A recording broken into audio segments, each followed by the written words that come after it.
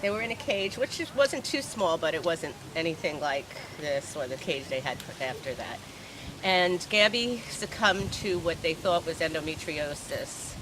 And they did this invasive exploratory surgery, and there was no way she was bouncing back from that. So they had to put her down.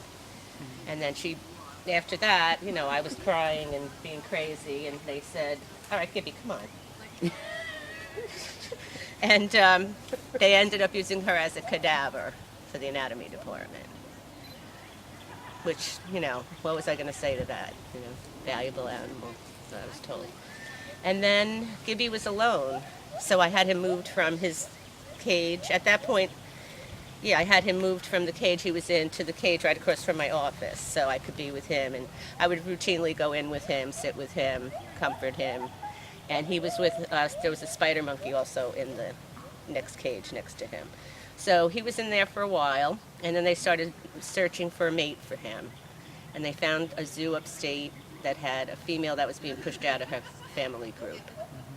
So she came, we named her Georgia, and they didn't take long for them to be okay together. We introduced them from cage to cage, and then we put her in, and she ended up being the dominant one. She was like a crabby-faced, and she wouldn't let Gibby have any food unless she got to it first.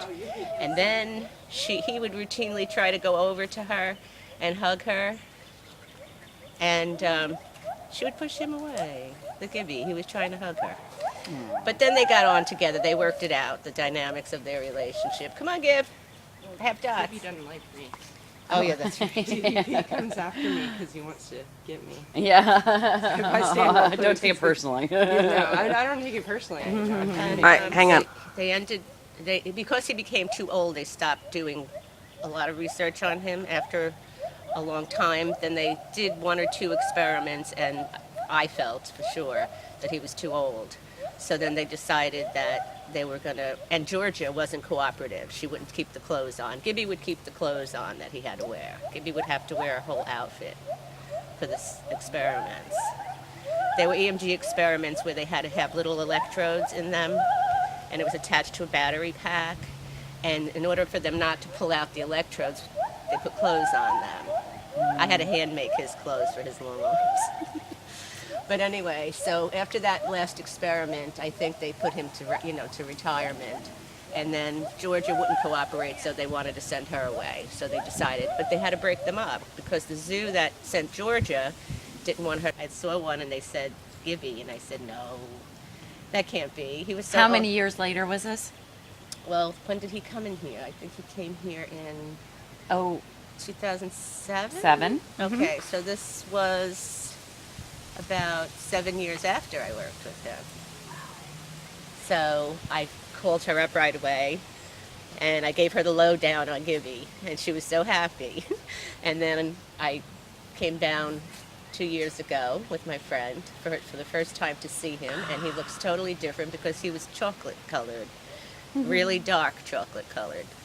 So being out in the sun made his fur bleach out a little bit, and I'm so glad to see him in this enclosure. You don't know how great it is, because he was in a cage with fluorescent lights, his lights from the 70s till the day he left there. I saw him after all those years. I recognized him, except for the coloring of the fur. I was thinking, this can't be Gibby. And I went up. He was in the other cage then, in the crawl, what do they call that? The run up there. The corn crib? The corn crib. No, the runs. The runway? Yeah. And I went up on this ladder to see him, and he did what he used to always do. That. And here's your yellow one. Here, there's one more. And he put his arm around me. I went out there early in the morning one morning, and he put his arm around me, and he just made a little sound, like that. And then when I came here yesterday, he was just the same. Well, I was with him one-on-one for a very long time. I mean, I used to hold him in my arms, and, even with the other gibbon, I'd go in there too, with both of them. And they were fine. Bring them So I have later. to I ask- don't have any more, please. Yes, he's my Gibby boy. And it was sad because, to do the experiments, they have to be under anesthesia to get the electrodes in, the clothes on. And after an experiment, I would try not to have to put them back down again to take everything off. So with Gibby, since he was so old, I would just, after we got him, after the experiment, I would try to take his clothes off without putting him down again. But the last experiment didn't work like that, and I had to carry him back, anesthetized him to his room, and I comforted him and sat there with him. But he's my bud. Yeah. He's my bud. And you had a lot of stuff in your life, and it's so great to see him here. Because he went through the mill.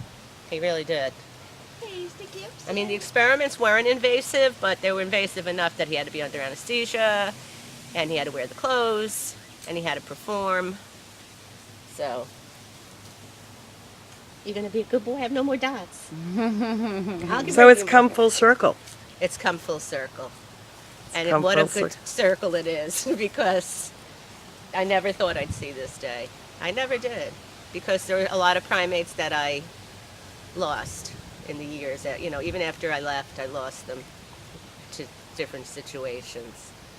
But he ended up being one of the lucky ones. And I can't believe how resilient he was to last through primarily primates, to be in the lab for all those years and be okay now. Pretty happy boy. Maybe you'll find a mate. Oh, Maybe we'll find him. Maybe someone that's not going to pick on you like Georgia did. Right? Because Georgia used to pick on you all the time. Georgia was kind of cranky. She was kind of cranky. Right, Gib? Right, Gib? She was a cranky girl. Remember when you bit me? He bit me once. You bit me once. You bit me. And He's he like, used I'm to- sorry. And he used to sometimes when because he doesn't like males, he would go into if a male came in the room and then left, he would just bounce off the cage and take out his frustration on whoever was there, because he couldn't get at the male. Oh, he's not wanting More to. background. He doesn't want to talk about that. Right. You don't want to talk about that because we know you want it. Well, he did rip the shirt off one of the researchers once, a long time ago. That's what I said. Joe, no more. Come on, Gibby. There we go. Yeah. Oh. Me and my kid. Me and my kid. That's Gibby. Maynard. Maynard wants to kill me. He's my baby. Gibby. Come on, Gib. Look, Gib. Say cheese. Yeah, stick some heads out. Some Come on, yay, Gib. Oh, I didn't get that one in time.